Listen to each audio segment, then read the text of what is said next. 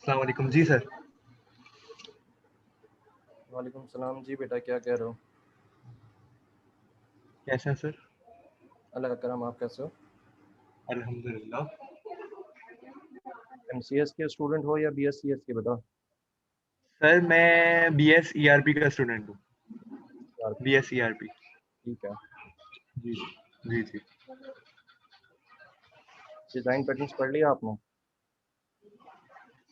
Sir मैंने actually ना sir BS ERP के अंदर डिजाइन वगैरह का नहीं है ये ना, जो तो आप बोल रहे हैं डिजाइन पैटर्न वगैरह। किसको बोलते हैं? इसमें इसमें क्या कहते हैं, पीएफ ऊप ऑब्जेक्ट ओरिएंटेड और डेटाबेस वगैरह ये सब कोर्सेज हैं। उसमें डिजाइन वगैरह की नहीं है। क्वाड को design and algorithm.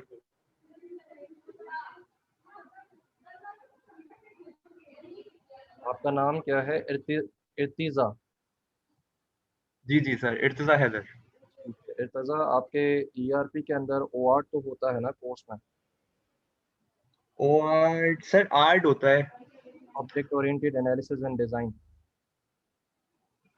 Sir art एक कोर्स होता है, डिजाइन का होता है, सही बोल रहे हैं आप। ओ आर्ट नहीं होता, आर्ट होता है। AAD करके होता है एक कोर्स ना हमारा। उसके अंदर यूएमएल डायग्राम्स वगैरह बनवाते हैं। हाँ जी, बिल्कुल वही कोर्स, उसी की बात कर रहा हूँ। वो एक्चुअली प्री रैक है उसका, आपके एससी का। अच्छा तो अच्छा। वो जो है मैंडेटरी है कि वो आपने पढ़ा हो, क्योंकि उससे रिलेटेड आपको सारी चीज़ें सही उसमें सही। इंक्लूड तो करवाई जाएंगी, लेकिन हम पढ़ेंगे नहीं। हम उनसे जो है आगे जाके चीज़ें पढ़ेंगे, लेकिन जिन टॉपिक्स को हम कवर करेंगे वो उससे कहीं ना कहीं लिंक हो रहे होंगे। सही सर। सही।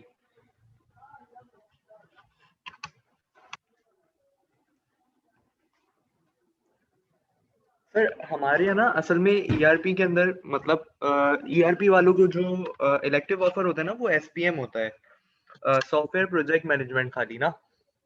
तो हुआ ये कि मेरा लास्ट सेमेस्टर था। मतलब मेरा समर जो है उस मेरा लास्ट एक कोर्स बचा है, दो कोर्सेज बचे हैं। तो उसमें मुझे एक कोर्स चाहिए था।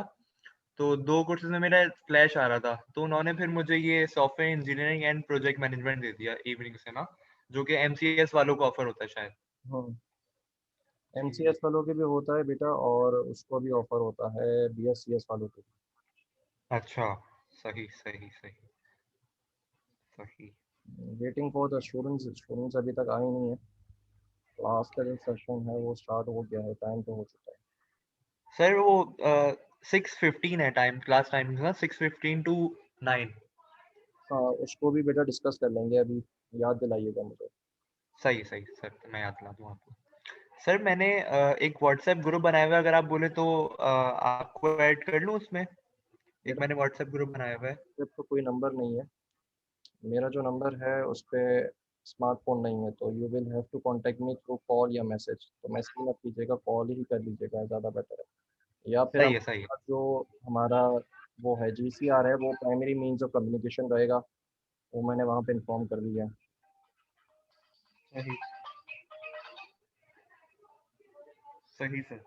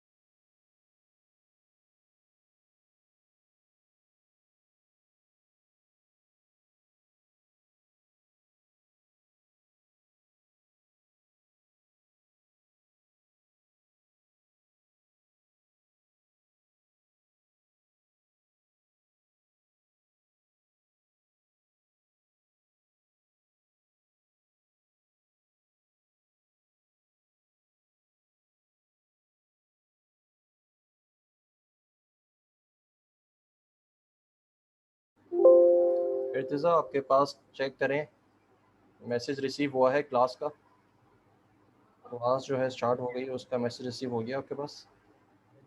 मैं देख लेता हूँ जी।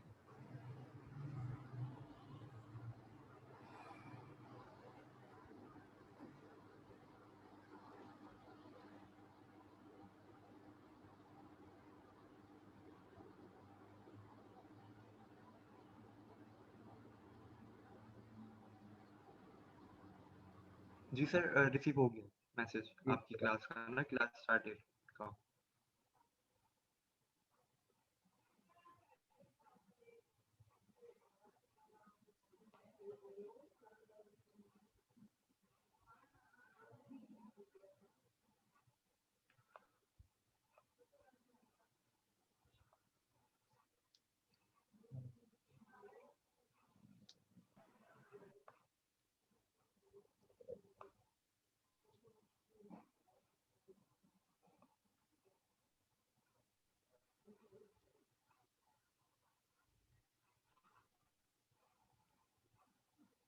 थोड़ा वेट कर लेते हैं, आज पहला सेशन है तो इस वजह से स्टूडेंट्स जो हैं वो डिले हो रहे हैं, तो थोड़ा वेट कीजिएगा काइंडली।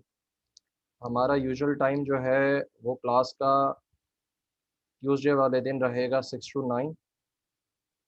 6 बजे हमारा सेशन स्टार्ट हो जाएगा, अटेंडेंस जो है वो कंडक्ट हो जाएगी और सेशन देखते हैं, आई गेस 8 बजे हम सेशन जो है एंड कर देंगे प्रॉबेबली।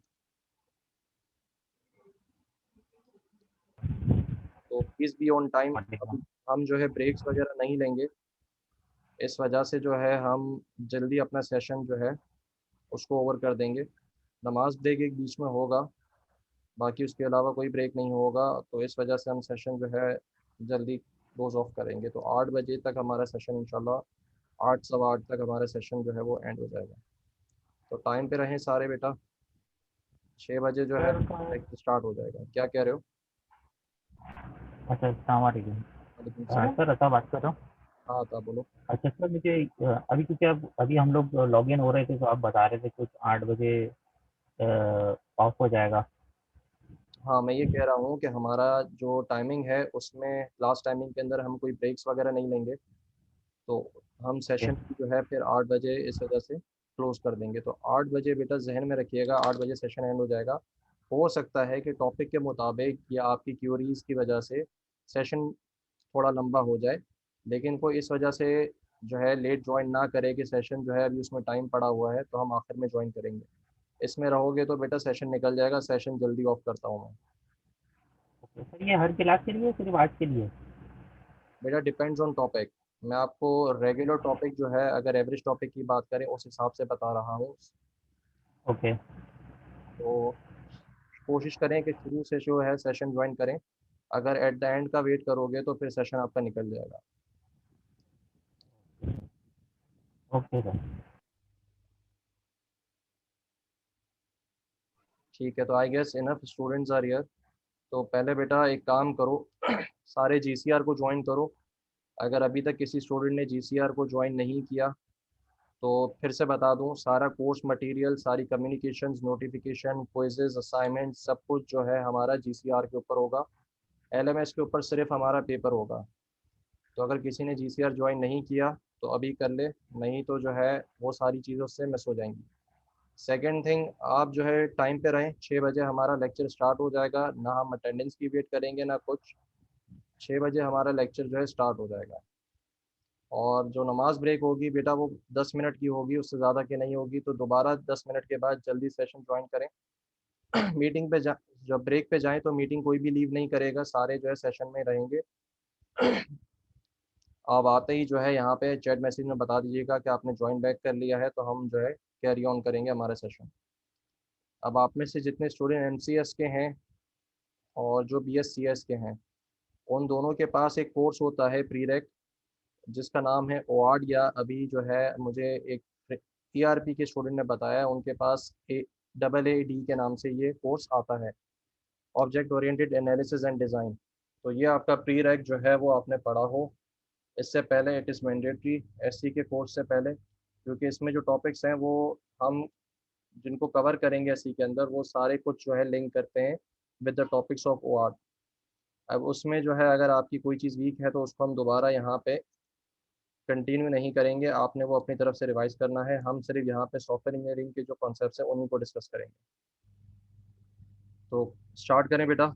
सारे जो है इनफ स्टूडेंट्स आई गेस आ चुके हैं।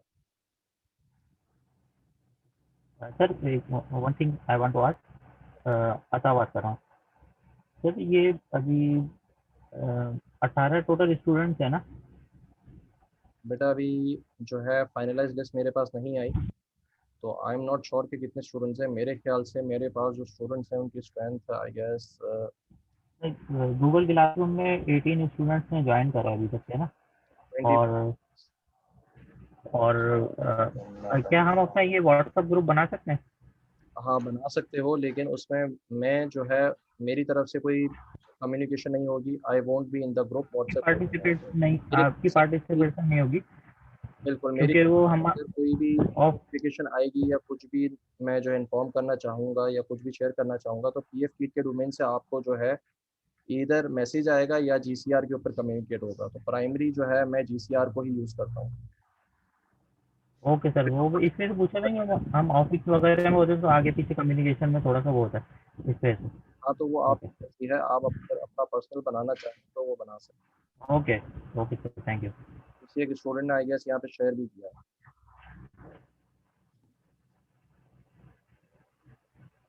सर ये मैंने व्हाट्सएप ग्रुप बनाया हुआ है, इसका लिंक मैंने सेंड कर दिया इस पे ना। ठीक है, अगर बेटा ज्वाइन करना चाहो इस ग्रुप को तो ज्वाइन कर लो, लेकिन ये अनऑफिशियल ग्रुप है, कोई भी कम्युनिकेशन इस पे होती है तो it is not from my side. आपने GCR पे जो कम्युनिकेशन होगी उसी पे रिलाई करना है। तो स्टार्ट करते हैं बेटा। सॉफ्टवेयर इंजीनियरिंग, सॉफ्टवेयर इंजीनियरिंग आपका कोर्स है। अब बात यहाँ से स्टार्ट करते हैं कि आपका जो कोर्स है, आप जो डिग्री प्रोग्राम अपना जो कीट में आप इनरोल्ड हो जिसके अंदर, उसमें भी काफ़ी बच्चे BScs के हैं, MCS के हैं, BSERP के हैं। तो सवाल ये आता है कि यार ये सारी डिग्री जो है कहीं ना कहीं आपके पास सॉफ्टवेयर इंजीनियरिंग को जाके टच करती है, तो फिर सॉफ्टवेयर इंजीनियरिंग के अंदर एक कोर्स सॉफ्टवेयर इंजीनियरिंग का क्यों डाला गया है? बात समझ में आई क्या कह रहा हूँ आपका? Yes sir. क्या कह रहे हो बेटा? हाँ बोलो अता। नहीं नहीं सर, वो आपने पूछा था ना, बात समझ में आई तो मैंने बोला ऐसा समझ में आ गई। कोशिश करें जो अपना रिप्लाई है वो चैट मैसेज में दें ताकि वन वे कम्युनिकेशन हो। माइक पे सिर्फ मैं बात करूँगा, आप जो है चैट मैसेज के थ्रू मुझसे बात करेंगे, ठीक है? तो मैं फ़िलहाल के लिए सबको म्यूट कर रहा हूँ। अच्छा, अब आपका जो सॉफ्टवेयर इंजीनियरिंग का जो आपका प्रोग्राम है, डिग्री है जो भी रिस्पेक्टिव, उसके अंदर एक और सॉफ्टवेयर इंजीनियरिंग के नाम से कोर्स क्यों डाला गया है? अब इन अ होल अगर हम देखें तो सॉफ्टवेयर इंजीनियरिंग जो आप कोर्स कर रहे हो, रिस्पेक्टिव MCS कर रहे हो या ERP कर रहे हो या BScs कर रहे हो, वो एट द एंड आपको जो है एक डिग्री जो देगा वो रिस्पेक्टिव उस फील्ड की स्पेसिफिक डोमेन की होगी। जैसे ERP अगर आप कर रहे हो तो ERP सर्टिफाइड आप होगे। इसी तरीके से अगर CS कर रहे हो तो आप कंप्यूटर साइंटिस्ट हो गए। इसी तरीके से अगर आप जो है MCS कर रहे हो तो आप मास्टर्स इन कंप्यूटर साइंसेज हो गए। अब उसमें जो है एक सॉफ्टवेयर किस तरीके से बनता है, उसमें क्या प्रैक्टिसेस होती हैं, उसके लिए जो है आप सबको एक फॉर्मल कोर्स पढ़ाया जा रहा है जिसका नाम सॉफ्टवेयर इंजीनियरिंग है। अब ये तीनों डिग्रीज के जो प्रोग्राम के जो स्टूडेंट्स हैं वो सारे इस कोर्स को पढ़ रहे हैं इस वजह से क्योंकि ये सब के अंदर सेम है। इसकी जो प्रैक्टिसेस हैं, इसकी जो मेथड्स हैं, वो सारे के सारे थ्रू आउट तीनों डिग्री प्रोग्राम्स के अंदर सेम है कि अगर कोई भी सॉफ्टवेयर बनाया जाए तो उसके अंदर क्या प्रैक्टिसेस होनी चाहिए, क्या कॉन्सेप्ट्स होने चाहिए। ये बात क्लियर है यहाँ पे कि हम ये कोर्स पढ़ क्यों रहे हैं? सबका रिप्लाई जो है मैं वेट कर रहा हूँ, चैट में मुझे अपना रिप्लाई भेजना है। ठीक है, आगे चलते हैं। तो आपका जो कोर्स है उसके अंदर ये आपकी कोर्स आउटलाइन है। आप जो है अपने कोर्स में पढ़ोगे कि सॉफ्टवेयर इंजीनियरिंग जो है वो क्या होती है, सॉफ्टवेयर के कैरेक्टरिस्टिक्स क्या होते हैं, कैपेबिलिटी मैच्योरिटी मॉडल क्या होता है, प्रोसेस मॉडल्स क्या होते हैं, एक सॉफ्टवेयर डेवलपमेंट जो है उसके अंदर कौन कौन से फेजेस आते हैं, मैनेजमेंट के अंदर कौन कौन से ऐसे कॉन्सेप्ट्स हैं जो कि सॉफ्टवेयर इंजीनियरिंग को टच करते हैं। इसी के साथ सॉफ्टवेयर प्रोजेक्ट अगर आप बना रहे हो तो उसकी प्लानिंग किस तरीके से की जाए और उस प्लानिंग को फॉलो कैसे किया जाए, मतलब ट्रैक कैसे किया जाए, वो भी आप इसी के अंदर पढ़ोगे। उसके बाद रिस्क एनालिसिस और मैनेजमेंट टेक्निक्स कि अगर हमारे पास हमारा जो सॉफ्टवेयर है वो टाइम पे नहीं चल रहा, हम जो है सॉफ्टवेयर डेवलपमेंट कर रहे हैं और उसमें हम अपने प्लान से पीछे चल रहे हैं, तब उसको किस तरीके से हैंडल किया जाए और किस तरीके से उसको मैनेज किया जाए, उसकी टेक्निक्स वगैरह उसके बारे में सारा कुछ इस कोर्स में इंक्लूडेड होगा। इसी तरीके से आपके पास सॉफ्टवेयर की जो रिलायबिलिटी है और प्रोजेक्ट स्केड्यूलिंग है कि प्रोजेक्ट को किस तरीके से स्केड्यूल किया जाए, वो भी इसमें इंक्लूडेड होगा। साथ ही साथ लास्ट आपके पास जो टॉपिक होगा that will be related to your software quality. आप जो सॉफ्टवेयर बना रहे हैं उसकी क्वालिटी को किस तरीके से इंश्योर किया जाए, उसके सॉफ्टवेयर को टेस्ट कैसे किया जाए और उसकी क्वालिटी का अगर हम कहें कि स्टैंडर्ड ऑफ क्वालिटी किस तरीके से मेंटेन किया जाए हमारे ऑर्गेनाइजेशन में। अच्छा, अब सॉफ्टवेयर होता क्या है उसके लिए बेटा एक डेफिनेशन लिखी हुई है यहाँ पे, वो पढ़ लें, इसको रीड करें। आई होप सबके पास जो है स्क्रीन विजिबल है। किसी के पास अगर स्क्रीन नहीं आ रही तो मुझे इन्फॉर्म कर दे चैट मैसेज में। डेफिनेशन रीड करें सारे।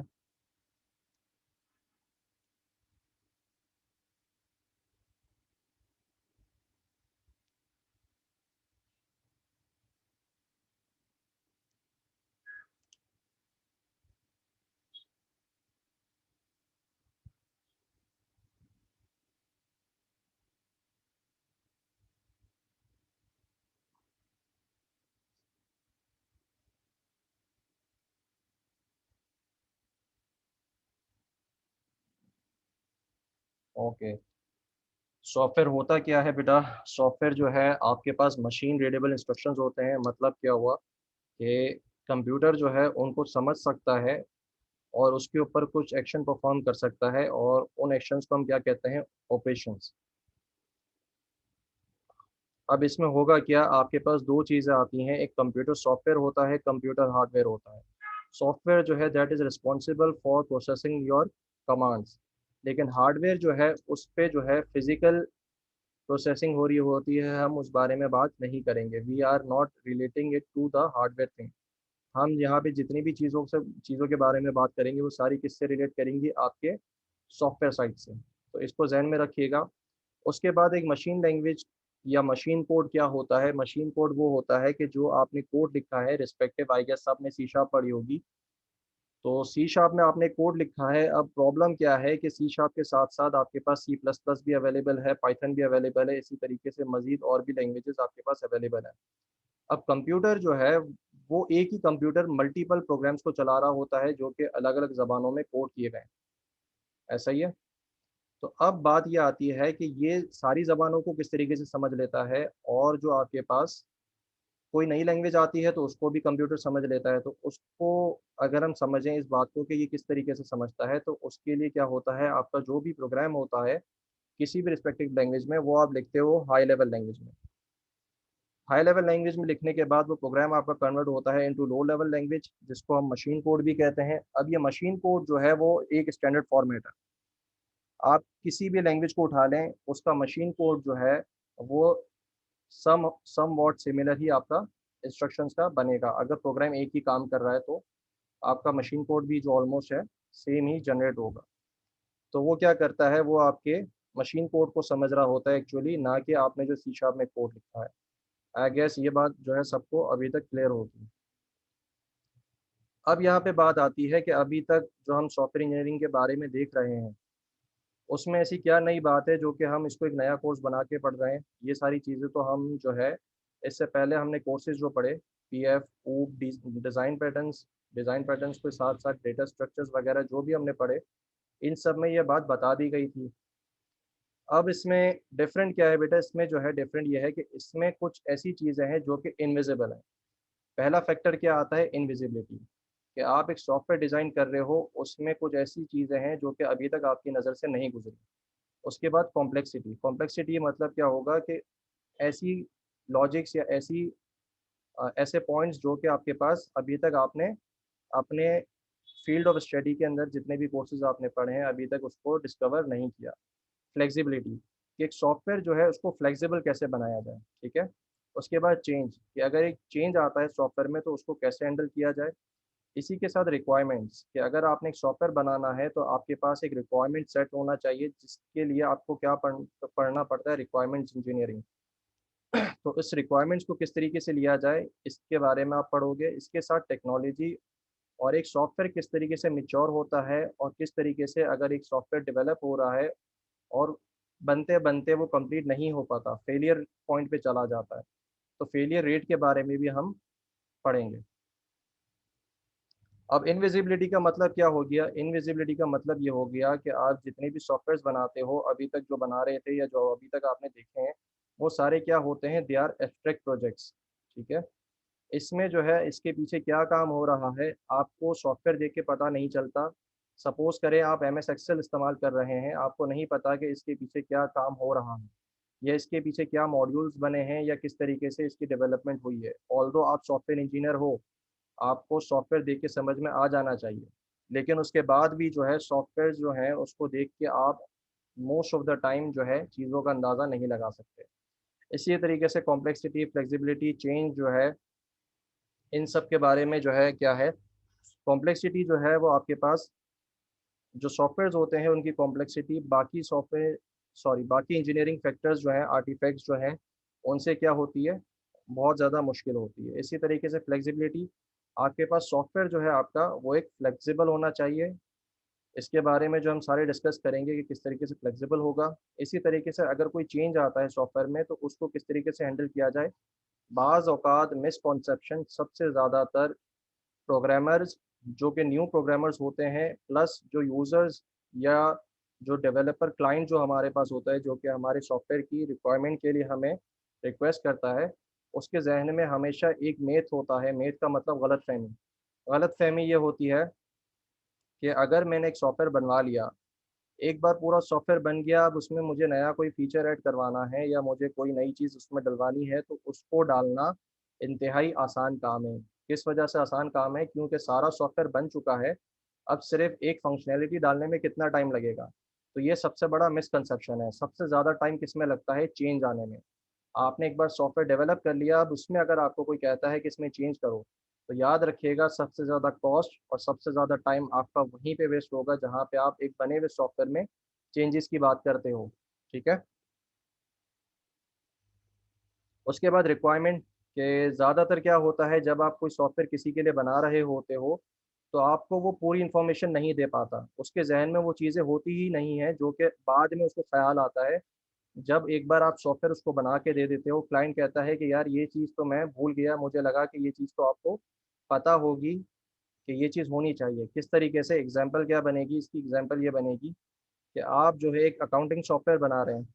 अब होगा क्या, अकाउंटेंट जो है वो आपको ये नहीं बताने बैठेगा कि एक टेबल क्या होता है, एक अकाउंट क्या होता है, एक डेबिट की एंट्री क्या होती है, क्रेडिट की एंट्री क्या होती है। उसके ज़हन में ये होगा कि आप जो सॉफ्टवेयर बनाने जा रहे हो, आपको ये सारी चीज़ें पता होंगी।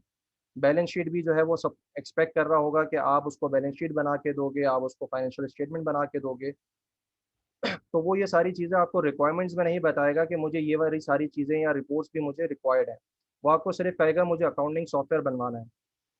तो इस तरीके से आपको जो है उसने एब्स्ट्रैक्ट बताया, लेकिन उसके पीछे जो सारी चीज़ें लिंक थी, उससे रिलेट कर रही थी, वो सारी चीज़ें उसने नहीं बताई। तो ज़्यादातर क्या होता है, 99% केसेज़ में रिक्वायरमेंट्स जो हैं वो पूरी नहीं बताई जाती क्लाइंट की तरफ से। इस वजह से प्रॉब्लम किसको आता है? जो सॉफ्टवेयर डेवलपर होता है, उसको। इसी तरीके से चेंज टेक्नोलॉजी। टेक्नोलॉजी जो है बेटा बहुत ज़्यादा जल्दी से, अगर हम सॉफ्टवेयर्स की बात करें तो बहुत ज़्यादा इसमें चेंज देखा जाता है। बहुत जल्दी जो है रैपिडली चेंज होती हैं और बहुत वर्सेटाइल होती हैं, वास्ट होती हैं। अभी सपोज़ करें आप सी शार्प पढ़ रहे थे, आप जो है सी शार्प पढ़ते-पढ़ते जब लास्ट सेमेस्टर में पहुँचे तो पता चला एक चीज़ पाइथन भी आ गई दुनिया के अंदर और एक चीज़ जो है जावा भी आ गई दुनिया के अंदर। तो जो आपने सी शार्प पढ़ी थी अब वो तो एक्सक्लूड हो गई, ठीक है? एब्सोल्यूट हो गई, अब उसका क्या करोगे? तो जो टेक्नोलॉजी चेंज है वो बहुत ज़्यादा आपके पास सॉफ्टवेयर में देखा जाता है। इसी तरीके से मैच्योरिटी, आप जो सॉफ्टवेयर डेवलप करते हो तो उसकी जो प्रैक्टिसेस होती हैं वो इतनी मैच्योर ज़्यादातर ऑर्गेनाइजेशंस में नहीं होती। और फेलियर रेट जो आपके प्रोजेक्ट्स हैं उनका सबसे ज़्यादा, अगर हम बात करें किसी भी इंजीनियरिंग प्रोजेक्ट के अंदर, चाहे वो इलेक्ट्रॉनिक्स इंजीनियरिंग हो, इलेक्ट्रिकल इंजीनियरिंग हो, ऑटोमोबाइल इंजीनियरिंग हो, किसी भी इंजीनियरिंग फील्ड को उठाओगे सबसे ज़्यादा फेलियर रेट आपको किस में मिलता है? सॉफ्टवेयर डेवलपमेंट इंजीनियरिंग के अंदर। होता क्या है कि इतने इतने सॉफ्टवेयर जो हैं वो बनाना शुरू तो होते हैं, डेवलपर्स या ऑर्गेनाइजेशंस उनको बनाना शुरू तो करती हैं, लेकिन वो कभी भी अपने खात्मे पे नहीं पहुंचते, वो बीच में ही कहीं ना कहीं रुक के ख़त्म हो जाते हैं, तो वो सॉफ्टवेयर कभी डेवलप होते ही नहीं हैं। तो ये फेलियर रेट जो है आपके पास सॉफ्टवेयर इंडस्ट्री में सबसे ज़्यादा है। तो इन चीज़ों के अंदर जो अभी हमने पॉइंट्स पढ़े, इसमें किसी को कोई कंफ्यूजन?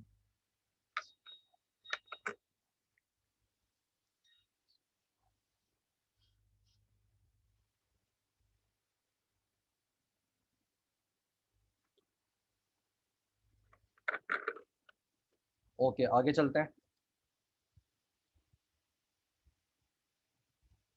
अच्छा, अब बात आती है सॉफ्टवेयर इंजीनियरिंग होता क्या है। डेफिनेशन जल्दी से रीड करें।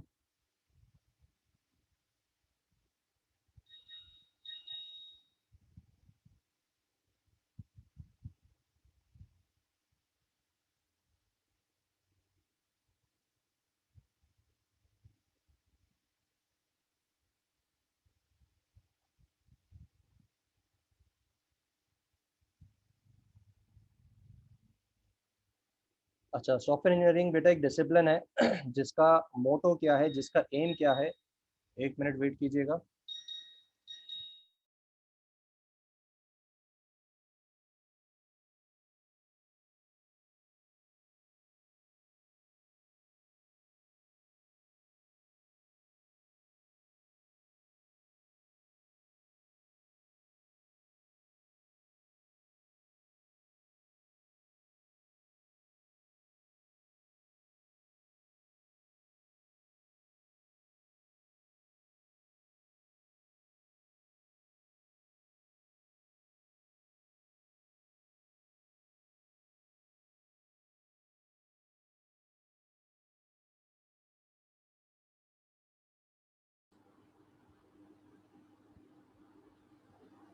ओके, तो सॉफ्टवेयर इंजीनियरिंग आपके पास एक डिसिप्लिन है जिसका मोटो क्या होता है कि आपका जो सॉफ्टवेयर है जो आप बनाने जा रहे हो वो फॉल्ट फ्री हो, मतलब उसमें कोई बग ना हो, उसमें कोई मसला ना हो। दूसरा, टाइम पे डिलीवर होना चाहिए, जितना टाइम आपने क्लाइंट से मांगा है उस टाइम के अंदर अंदर उसको बना के देना है।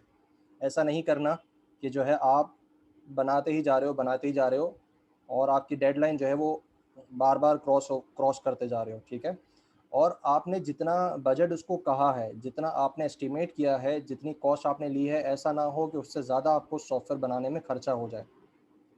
चौथा पॉइंट क्या है, आपने जो सॉफ्टवेयर बनाया है उससे आपका क्लाइंट जो है या यूज़र जो है सॉफ्टवेयर का वो सेटिस्फाई होना चाहिए, ठीक है।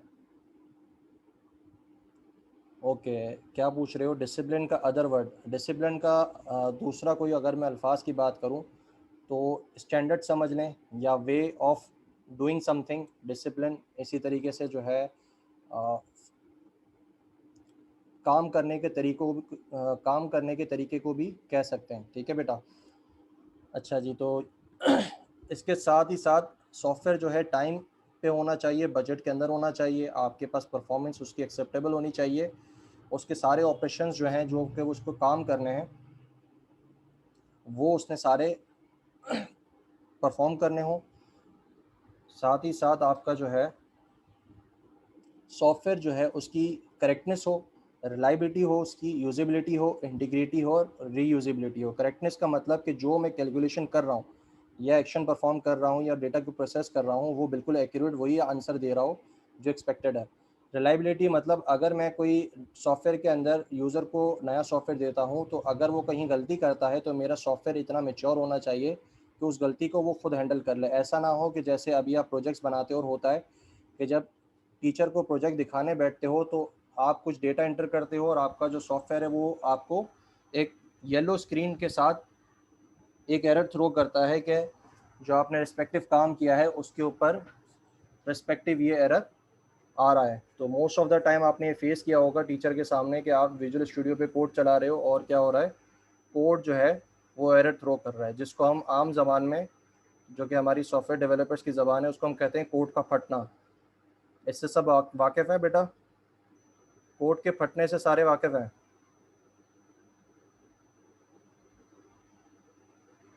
जी, तो एग्जैक्टली यहाँ पे आपका जो सॉफ्टवेयर है वो रिलायबल होना चाहिए कि अगर कोई इसमें फॉल्ट आता है या कोई यूज़र की तरफ से एक्शन ऐसा परफॉर्म होता है जो कि उसके बाउंड्रीज से बाहर है, तो it should be fault tolerant. इसी के साथ साथ यूजेबिलिटी, कि आप अगर एक चीज़ बना रहे हैं तो उसको जहन में इस तरीके से रखिएगा कि मुझे आगे फ्यूचर में जाके हो सकता है कि इससे रिलेटेड ही काम दोबारा करना पड़े, तो मेरा सॉफ्टवेयर रीयूजेबल भी होना चाहिए। ठीक है, इसी तरीके से इंटीग्रिटी जो है वो भी इसी का पार्ट है। बेटा ये क्या चीज़ है बासित?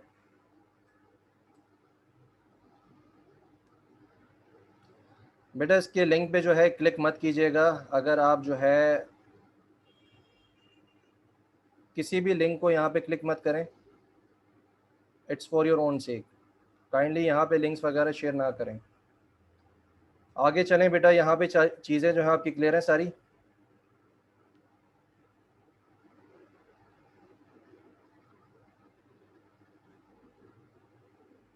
इंटीग्रिटी मतलब बेटा उसी का जो है आपका सॉफ्टवेयर इतना ट्रस्टवर्दी होना चाहिए कि अगर वो कुछ काम कर रहा है तो उसका जो आउटपुट है वो आप उस पर ट्रस्ट कर सको, रिलायबल होना चाहिए इन अदर वर्ड्स।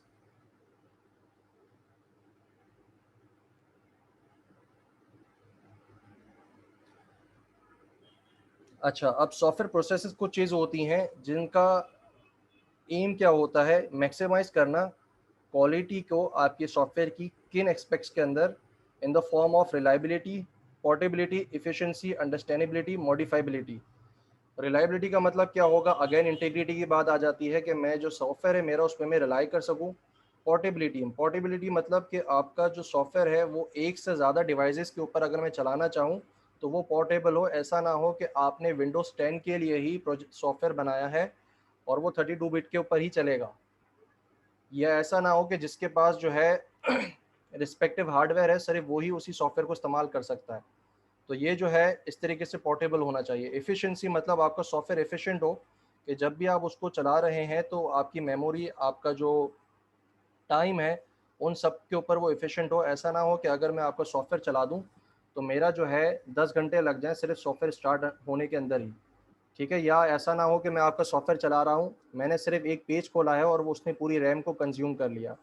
तो आपका सॉफ्टवेयर एफिशिएंट होना चाहिए। इसको जो है सॉफ्टवेयर इंजीनियरिंग का प्रोसेस जो है इसका ख्याल रखता है। अंडरस्टैंडेबिलिटी मतलब क्या होगा, आपका सॉफ्टवेयर अगर कोई चला रहा है तो उसको समझ में आना चाहिए कि सॉफ्टवेयर चलेगा कैसे। देखते ही उसको पता चल जाए कि हाँ रिस्पेक्टिव इस जगह पे ये काम होगा, इस चीज़ से ये काम होगा, उसको बताने की ज़रूरत ना पड़े। दिस शुड बी योर मोटो। उसके बाद मॉडिफाइबिलिटी है, अगर आपका एक बार सॉफ्टवेयर बन गया, अब उसमें अगर मैं कोई चेंज करना चाहता हूँ तो वो मॉडिफाइबल होना चाहिए। ऐसा ना हो कि आप कोई नई रिक्वायरमेंट आती है या नया कोई फीचर डालने की बात आती है तो आपके सॉफ्टवेयर में आप उसको नहीं डाल सकते। तो आपका जो सॉफ्टवेयर इंजीनियरिंग के प्रोसेसेस जो हैं वो क्या करते हैं, वो इन चीज़ों को मैक्सिमाइज करने की कोशिश करते हैं। ठीक है बेटा। अच्छा जी, अब बात आती है कि सॉफ्टवेयर इंजीनियरिंग पढ़ी क्यों जाए। तो पहली बात, एक प्रोग्राम लिखना जो है बहुत आसान होता है। प्रोग्राम का मतलब क्या होगा, कोड। लेकिन अगर मैं एक सॉफ्टवेयर सिस्टम बनाने जाता हूँ तो वो प्रोग्राम लिखने से ज़्यादा मुश्किल है। सिस्टम क्या होगा यहाँ पे, सिस्टम का मतलब ये होगा कि उस सॉफ्टवेयर के साथ जो टेक्निकल डॉक्यूमेंट बनेगा, जो कि आप OOAD में पढ़ के आ चुके हो, और उसी के साथ साथ उससे रिलेटेड सारी चीज़ें जो हैं जो कि नॉन टेक्निकल हैं, उनको भी अगर मैं देखूँ तो वो भी डॉक्यूमेंटेड होनी चाहिए। तो ये आपके पास एक सिस्टम होगा। इसी तरीके से अगर आप एक सॉफ्टवेयर प्रोडक्ट बनाने जाएंगे तो वो बहुत ही ज़्यादा मुश्किल होगा। क्यों? क्योंकि यहाँ पे प्रोडक्ट के अंदर सिस्टम के साथ साथ, प्रोग्राम और सिस्टम के साथ साथ अब उन चीज़ों को भी हमें फुलफ़िल करना है जो कि कस्टमर की नीड है। और हमारे कस्टमर का जो डॉक्यूमेंट उसने रिक्वायरमेंट डॉक्यूमेंट हमें दिया था, जिसको हम SRS डॉक्यूमेंट कहते हैं, उसको भी फुली क्या कर रहा हो, कंपाइल कर रहा हो। ठीक है, कंप्लाई कर रहा हो उसके साथ। ये बात समझ में आ गई कि हम सॉफ्टवेयर इंजीनियरिंग क्यों पढ़ रहे हैं और प्रोग्राम, सिस्टम और सॉफ्टवेयर प्रोडक्ट के अंदर क्या डिफरेंस है।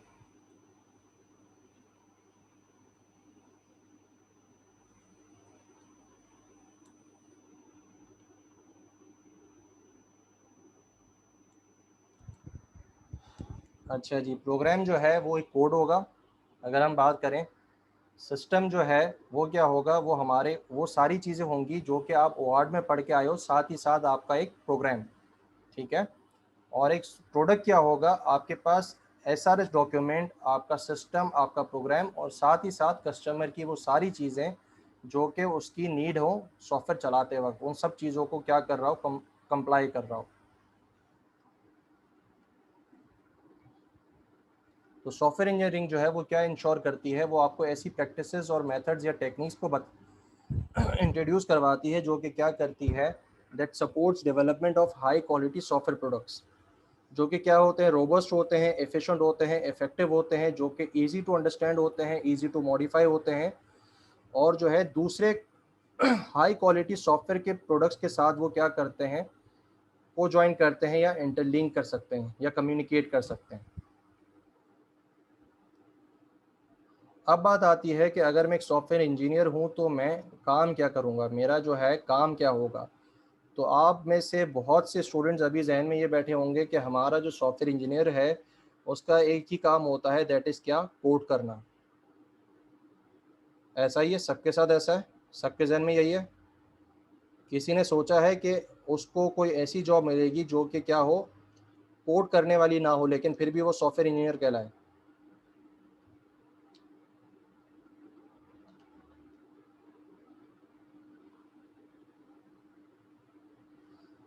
तो बेटा हो सकता है कि आपको एसक्यूए के अंदर जॉब मिले, हो सकता है कि रिक्वायरमेंट्स इंजीनियरिंग के अंदर आपको जॉब मिले, हो सकता है टेस्टिंग के अंदर जॉब मिले, हो सकता है कि आपका कोड करने का पार्ट ना हो। तो these are all parts of software engineer job, लेकिन ज़रूरी नहीं है कि सिर्फ कोड करना उसके जॉब का पार्ट हो। तो इसको रीड करें, वो क्या कह रहा है, जो डेफिनेशन लिखी हुई है, सॉफ्टवेयर इंजीनियर शुड,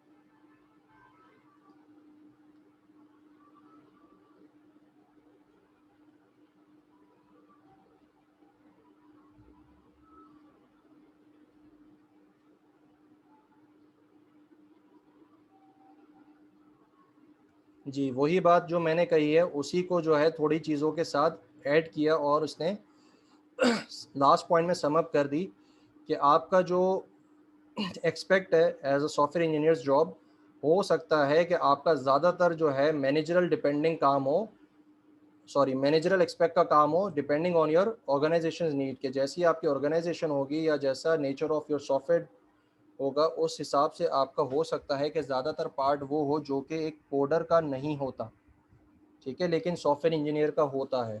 तो इस चीज़ का ख्याल रखिएगा। अच्छा, अब जब भी एक सॉफ्टवेयर बनाते हो, सॉफ्टवेयर डेवलपमेंट के अंदर, सॉफ्टवेयर इंजीनियरिंग के अंदर तीन आपके पास पार्टीज़ होती हैं। पहली पार्टी होती है क्लाइंट, दूसरा होता है डेवलपर, तीसरा होता है यूज़र। इनकी डेफिनेशन रीड करें जल्दी से।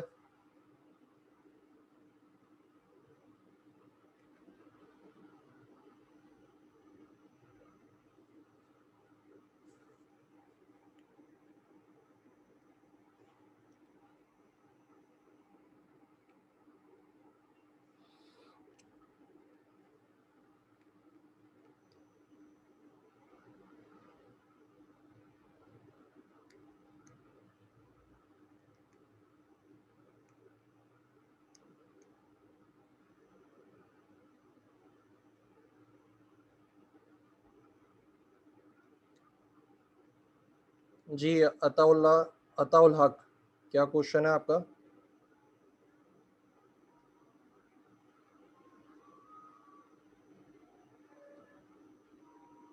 माइक बेटा सबका बंद रखा हुआ है मैंने, चैट में जो है क्वेश्चन कर लो।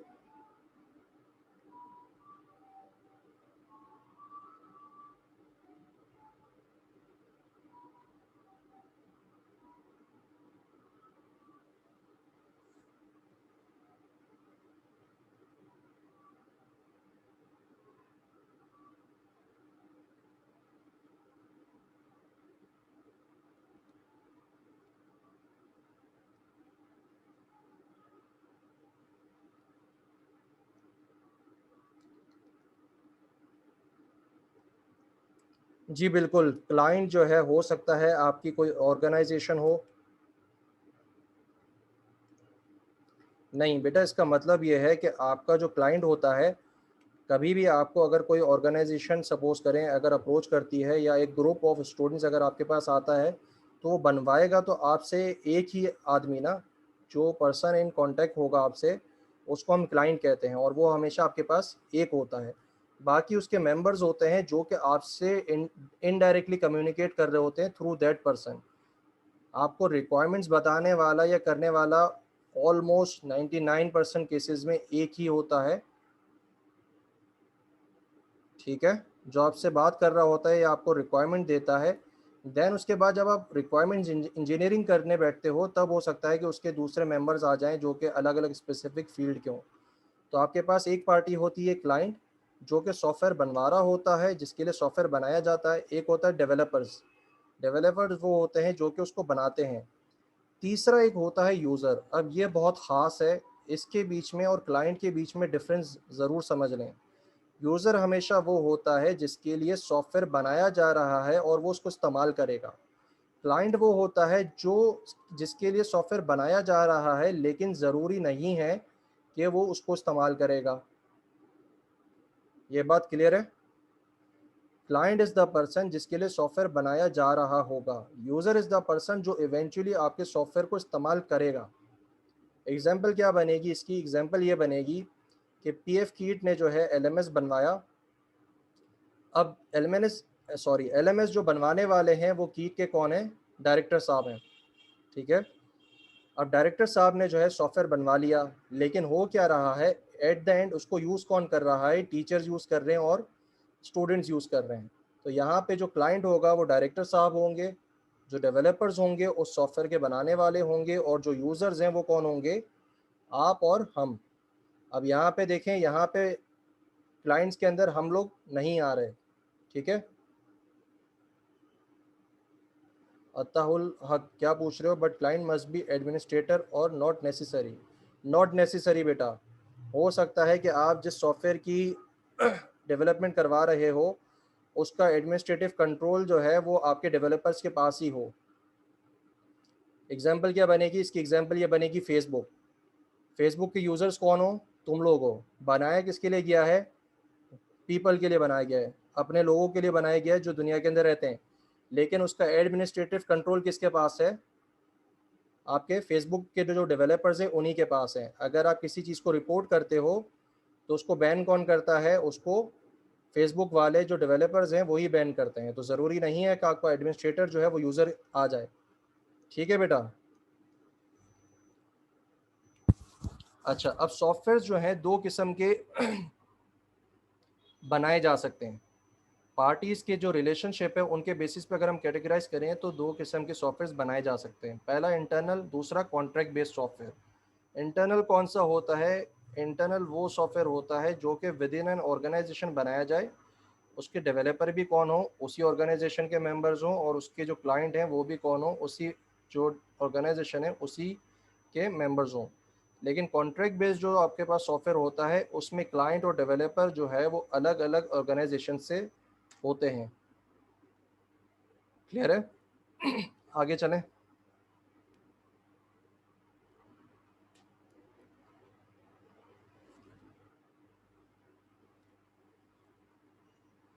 अब हम पढ़ते हैं सॉफ्टवेयर के टाइप्स बेस्ड ऑन फंक्शनैलिटी के। अगर हम फंक्शनैलिटी के बेसिस पे अगर हम अपने सॉफ्टवेयर को डिस्ट्रीब्यूट या डिस्टिंग्विश करना चाहें तो कितने बनते हैं? तीन किस्म के बनते हैं।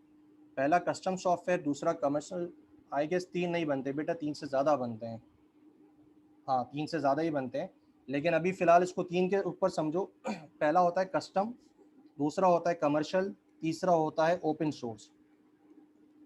कस्टम जो है वो क्या होता है? वो एक ही क्लाइंट के लिए लिखा जाता है। मतलब क्या होगा? अगर मैं एक्सेल की बात करूं, एक्सेल कस्टम है या आपके पास कमर्शियल है?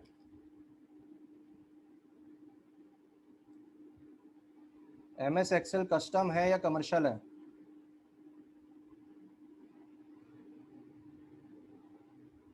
दो बच्चों का रिप्लाई आया है कस्टम, बाकी स्टूडेंट्स को समझ में नहीं आ रहा। ओके, अब यहाँ पे जो स्टूडेंट्स कस्टम कह रहे हैं बेटा वो गलत है सारे। जो कमर्शियल कह रहे हैं दे आर करेक्ट। कस्टम में क्या होगा? कस्टम के अंदर ये होगा कि आपके पास जो सॉफ्टवेयर है वो सिर्फ आपकी नीड्स के मुताबिक बनाया गया है। You are the sole person जिसके लिए वो सॉफ्टवेयर डिज़ाइन किया गया है, उसको आप ही यूज़ कर रहे हो। उस सॉफ्टवेयर को आपकी ऑर्गेनाइजेशन या आपके अलावा कोई इस्तेमाल नहीं करता, ठीक है। अगर करेगा तो उसके हिसाब से फिर उस सॉफ्टवेयर के अंदर ऑल्ट्रेशंस करनी होंगी, तभी वो सॉफ्टवेयर उसके काम का होगा।